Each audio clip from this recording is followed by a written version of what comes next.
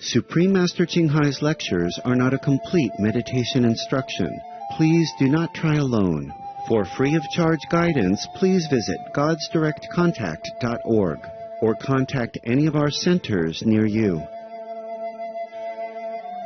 Today's episode will be presented in English with subtitles in Arabic, p4o6, also known as Vietnamese, Bulgarian, Chinese, Czech, English, French, German, Hindi, Hungarian, Indonesian, Italian, Japanese, Korean, Malay, Mongolian, Russian, Polish, Portuguese, Punjabi, Romanian, Russian, Spanish and Thai.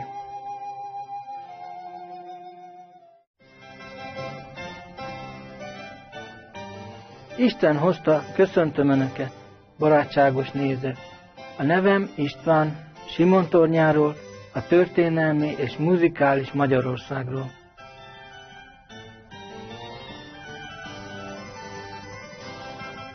Magyarország 93 000 négyzetkilométeren terül el Közép-Európában. Egy rendkívül szép ország, mély kulturális gyökerekkel. Az Európa közepén, kelet és nyugat útkereszteződésében fekvő Magyarország a környező népek igazi olvasztó tégelyévé vált.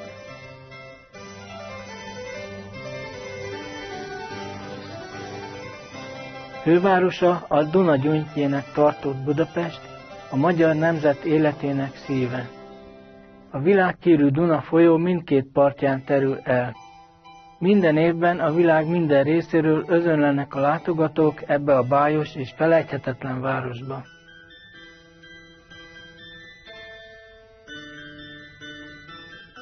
A magyarok híresek virtuóz zenéjükről, a tánc iránti hatalmas vonzalmukról és nyílt szívükről.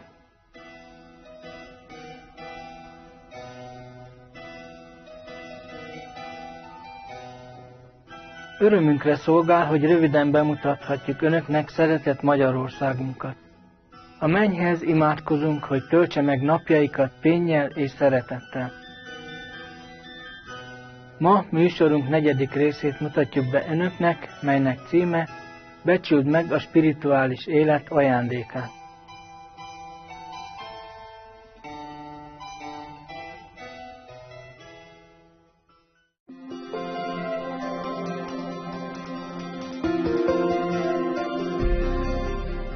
Qinghai legfelsőbb mester isteni tanításával több mint 3 évtizede világítja be világunkat.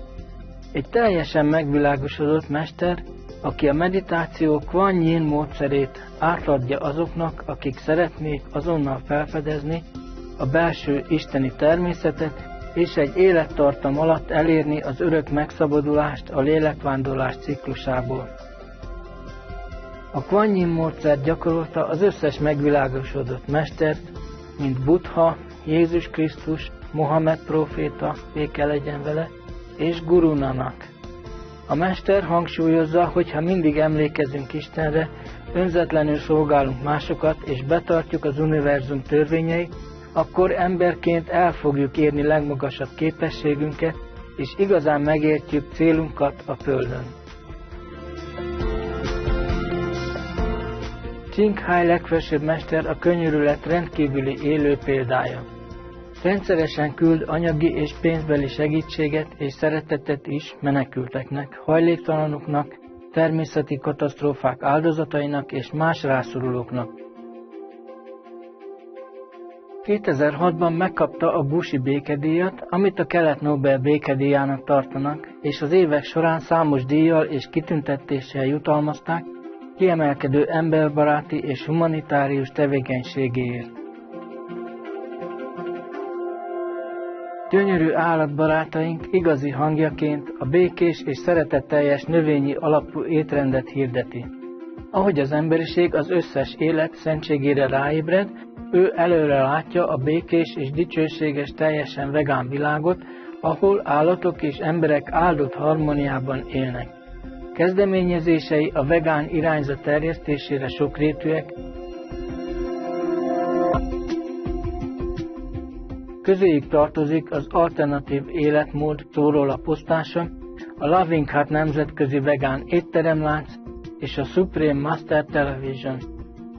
Továbbá rendszeresen beszél befolyásos kormány és médiavezetőkkel, és részt vesz televízión közvetített klímaváltozás konferenciákon, akár tudunk róla, akár nem. Erőfeszítéseinek óriási hatása volt az állatbarát életmód globális ismertségére, és arra, hogy a létezés jótékony módja hogyan hozhatja el a nemzetek közti tartós békét, miközben megmenti bolygónkat a klímaváltozástól. Az évek során Csinghai legfelsőbb mester beutazta a világot, Amerikától Afrikáig, Európától Óceániáig, és sokféle spirituális témában beszélgetések százait tartotta a nagy közönséggel és tanítványaival. Ma abban az áldásban van részünk, hogy egy ilyen mély gondolatokat tartalmazó előadást mutathatunk be. Becsüld meg a spirituális élet ajándékát címmel, 4. részt a Mester és tanítványok közt műsorában. Elhangzott angolul 2013. augusztus 31-én Franciaországban. Yeah, if I tell them to come down, then all the Chinese are upstairs, right? Ask them if they want to come down. Why are you laughing? You're already here. Okay, you just sit in between somewhere, okay? Sit in between anywhere, yeah. And the men sit in between somewhere. I thought you don't like me. Upstairs is more comfortable. Oh, well, I don't know if we really have enough room. Come to the front.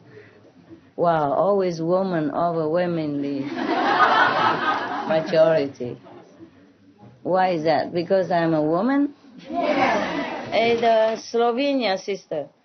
Do you know the Sanmat group very well? You see them? Do they have? No, just not in their group meditation time. You know how many men, how many women? Are there more women than men there, or it's just abnormal around me? Always more women, everywhere. Everywhere. Isn't that weird? Everyone come down already? From upstairs? No.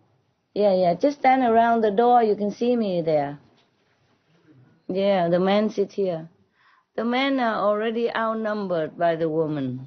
Don't try too hard to make them feel so, you know what I mean, oppressed. You oppress them at home enough already, you women. I know very well. And here even try to squeeze.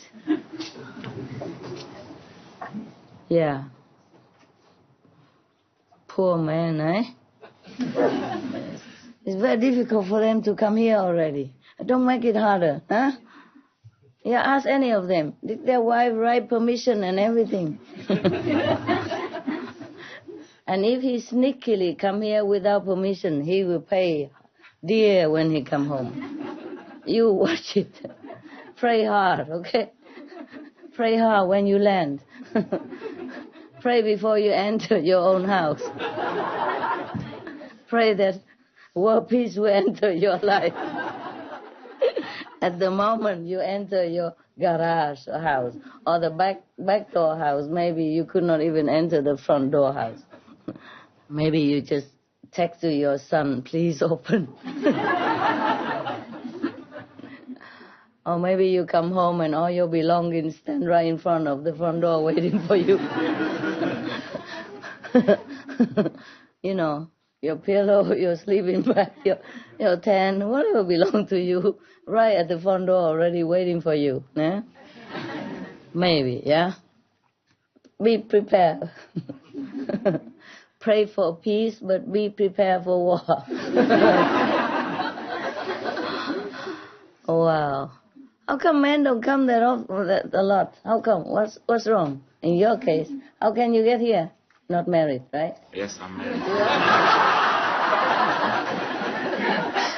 It's a rare case. Do you have permission to come? Mm. Difficult, huh? It was tough, but I decided to go and... Oh, man. Okay. Have some case in case you have to stay outside in the garage or something, and have a drink in case, emergency. Oh, man, I'm sorry. It's not funny, huh? You're used to it being the winner. You don't know what it's like to be on the other side. Oh, man, truly, it's not that easy, is it? I know. Even though Tong England, huh? Yeah. But Tong Son, I asked them if they all understand English. Some say yes, some say no. I say, if you don't understand, okay. That's the way it is, huh? Listen, it's not easy, In one of my former life, I don't always have a good relationship, like husband and wife, similar to you. In one of my former life, also very difficult for me to go out, to meet other people. Even as a master, the partner was very, very jealous. Yeah, because being a master and everybody adore me, things like that. Very difficult to go anywhere, to do anything.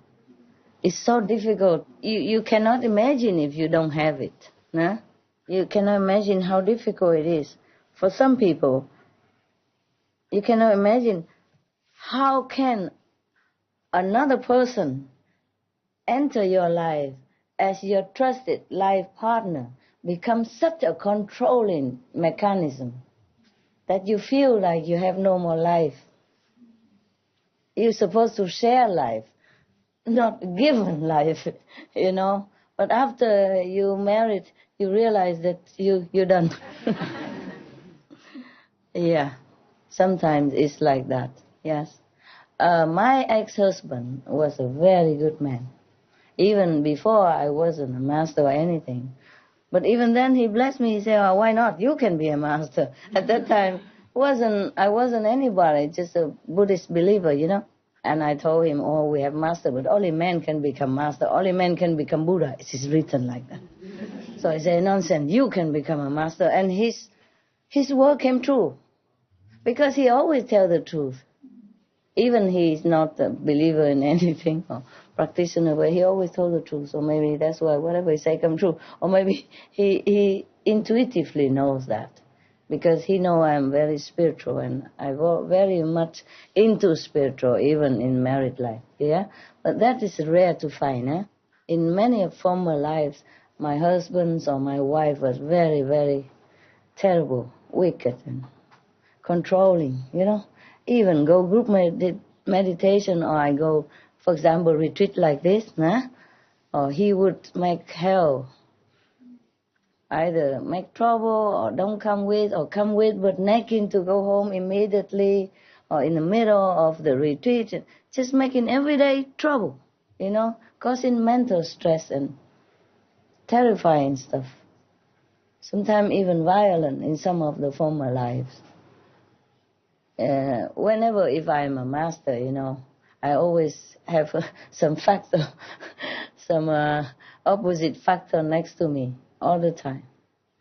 So if you don't have this situation, if your husband is not possessive, or if your wife is not possessive, you cannot understand his problem. It's very brave of him to come, no matter what happened afterward. Because I was in that situation in many former lives, yes. It was like I'm going to do something bad or something, just to go out and retreat. As a master, not just even a disciple, understand me?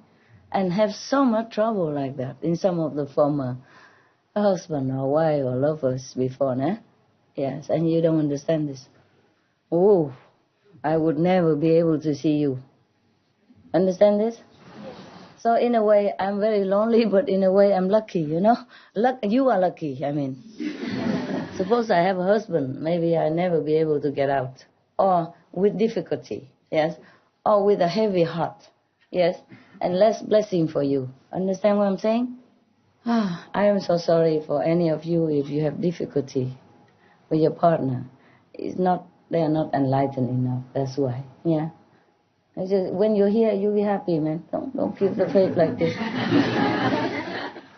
Be happy as long as you can. Huh? Your time is short. Freedom, hard to find. Short-lived freedom, huh? Never mind. Okay. Nowadays,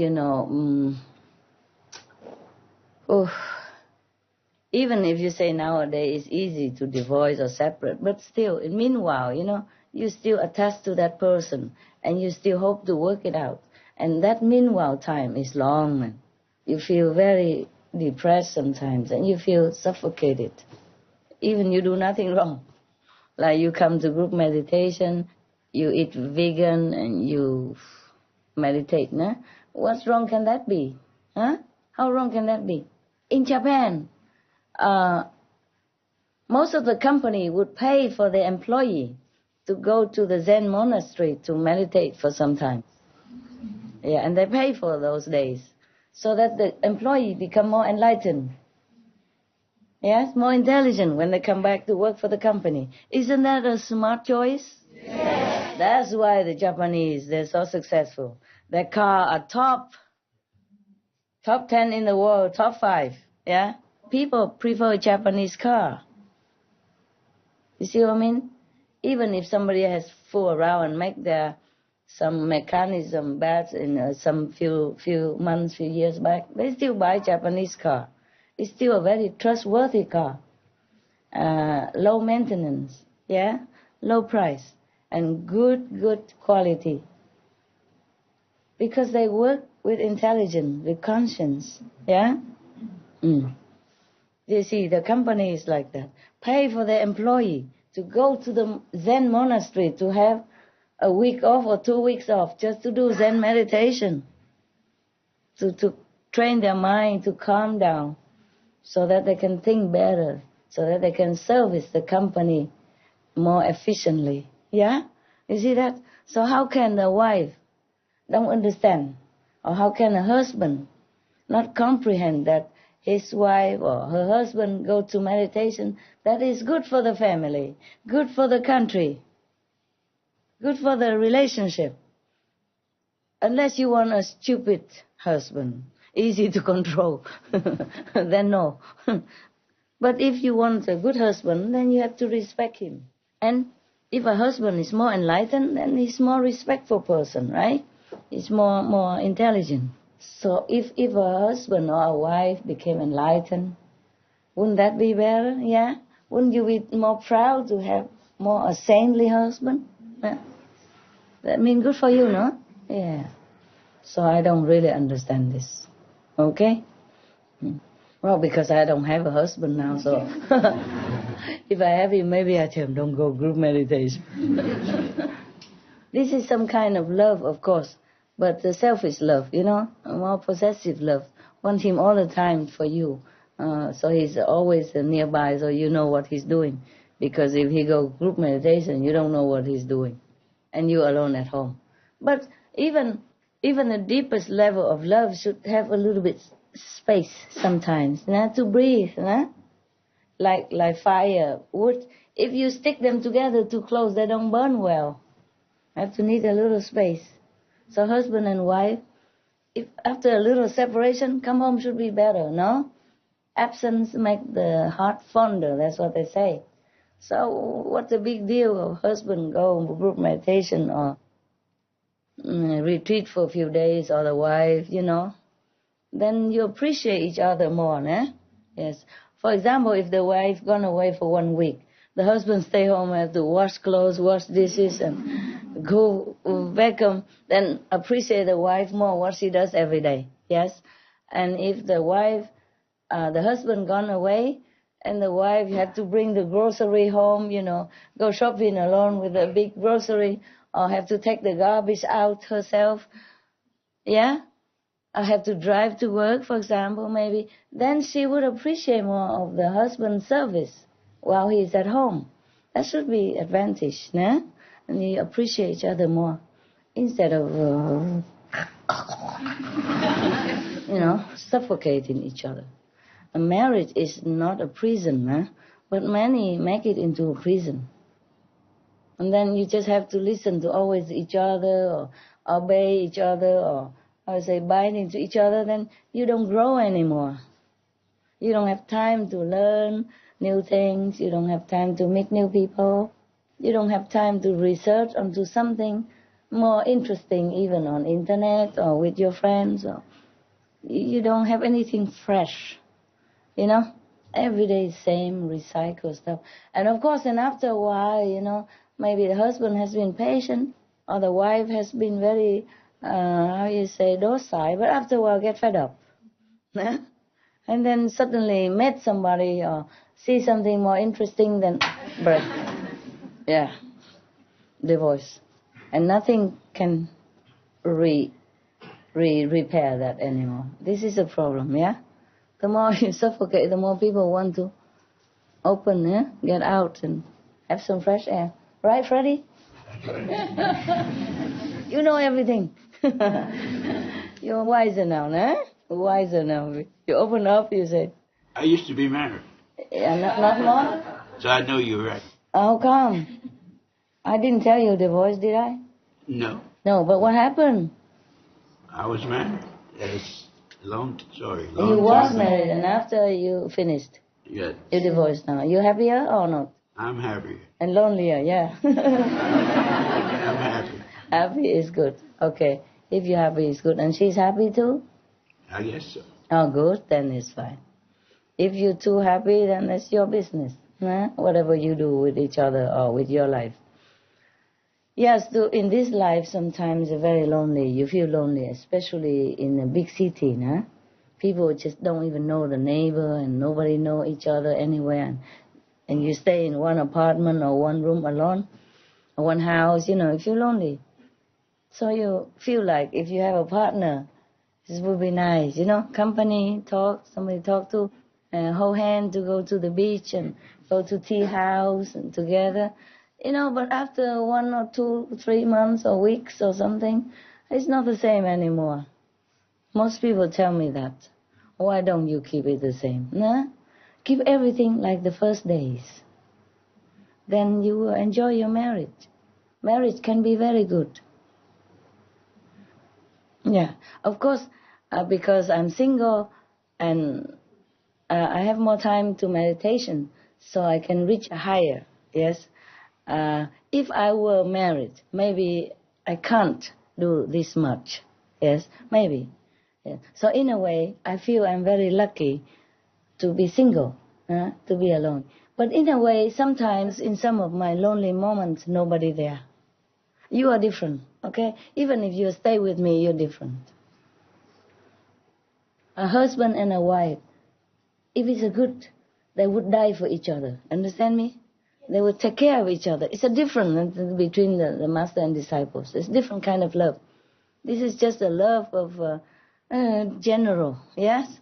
But the husband and the wife, they would sacrifice for each other. They would understand each other in the moment of sadness or sorrow or joy. You see? That is a real marriage. And in a way, if I have such a marriage like that, I would also be happy, yes? But because I know if I have such even lousy or good marriage, I would not be able to go such high. So in a way, I don't regret not to be married anymore. But sometimes when I have no one around, I also feel like if I have a husband, he would understand me. That he would give me a hug or something like that and tell me everything will be okay tomorrow. Something like that. This kind of Hollywood stuff.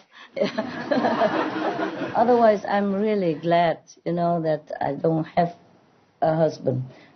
Because if I have, I would be like more devoted to family life also. This is unavoidable. You see what I mean? And then I have to take care more of things and go more to coffee shop, go more to restaurants, go more walking on the beach, go more dancing together or whatever that.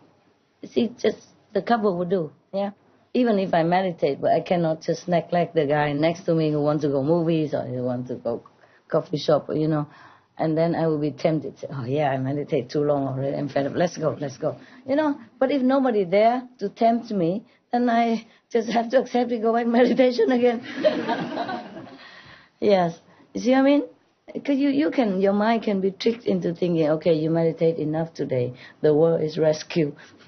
3% already. Okay, another percent, you come back tomorrow. So many people, after marriage, they meditate less. I don't mean all of you, huh? Some of you. Marriage is not an obstacle to your meditation or your spiritual progress at all. But if you're lucky, huh? Meet a really good partner who understands you and who go the same way with you, or who support the way you're going with your life, then you have more time and maybe more balance. But still you would have also some time for family. That's normal. If I would still have married or had a boyfriend, whatever, yeah, I wouldn't be able to go this high. Honestly, like that. It is like that.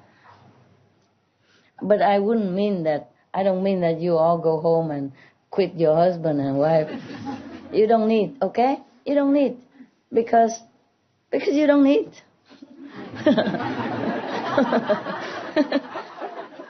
You don't need to go higher than the fifth plane, huh? And you have a married husband or wife, you still can go to the fifth plane, okay? If you balance your life between family and meditation, you can still go. Some people still can do it, so don't worry about that, okay? Some of the Indian saints, yeah, master, they're married too. In fact, most of the Sanmat saints I know, yeah, the one that also teach light and sound, they all married. Okay? Yeah. And they still can reach, some reach a fifth level. Like Master Baba Sawan Singh, he was in fifth level. For example, like that, yeah? And others after. Okay. Some not, but some are. That you were saying.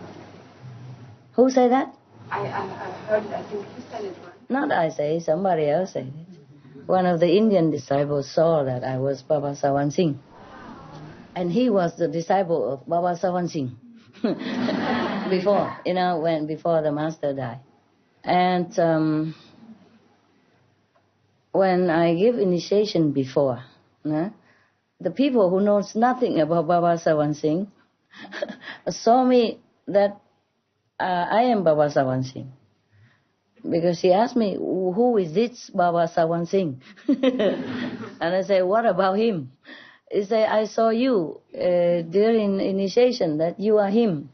So who is his guy with the long hair and white, and his name is Baba Sawan Singh? I said, well, you saw him, why you ask me? She told me that I and Baba Sawan Singh is one person. That's what she said. One. She said like that. I said, okay, you saw him, why didn't you ask him? So this is just a few incidents, There are some other people also saw me as Baba Sawan Singh in former life. And they inform you, okay? That's it. And I also inform you from one of your sisters, but who cares? And the present life is important, eh? Sometimes during the course of talk or something, maybe you experience this or you know that, but it's not important. Important is now, yeah? If you feel good with me, if you have good experience with me, if your life changed for the better, no matter what I was in the former life, if I couldn't do this to you, what's the use? Okay? Yes. I have so many lifetime and many things I did and many things I had to do, many forms I have to take. So everything is past, yeah? And in future, if you see me again, ever, maybe I'm in different form. Yes. But if you come back, you will have the feeling of familiarity. And then you probably will follow me again. Some of you have been with me before, huh? Yes, as disciples, as lovers, as relatives, as friends, as neighbors, as enemies. Yeah, the enemies love me dearly. Love at first sight. So I have all kind of people. All right. It doesn't matter who I was, nah? What I am now is important. Okay. Well, why do I talk so much, man? I love you guys so much. We love you, Master. Thank you, Fatty. I know many of you go through difficulty to come here. And as much as you appreciate me, I also appreciate you, that you did all this to come here. It's good for you, nah? You bathe in powerful blessing. If you can see it, one of you saw it, right? One of you yesterday, the day before, she saw it. So powerful that it washed away many of your stuff, you know, stuff. And it's more or less somehow would help you elevate, one way or another, little or a lot. None of you come home like empty-handed, okay? Anyway.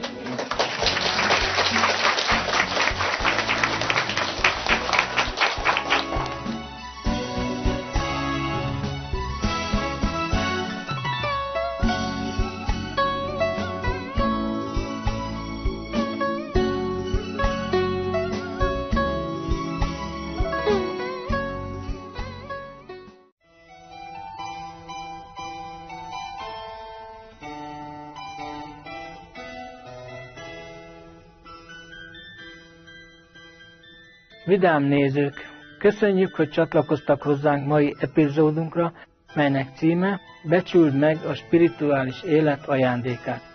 4. részre a Mester és tanítványok közt műsorában. Következő műsorunk a Jainizmus Szent Ácsáranga Szútájából 2. könyv, ételkódolás, 1. rész. A bölcsszavak adásában. Kérjük, maradjanak a Supreme Master Televisionen, az isteni gondviselés váltsa valóra minden nemes vágyukat.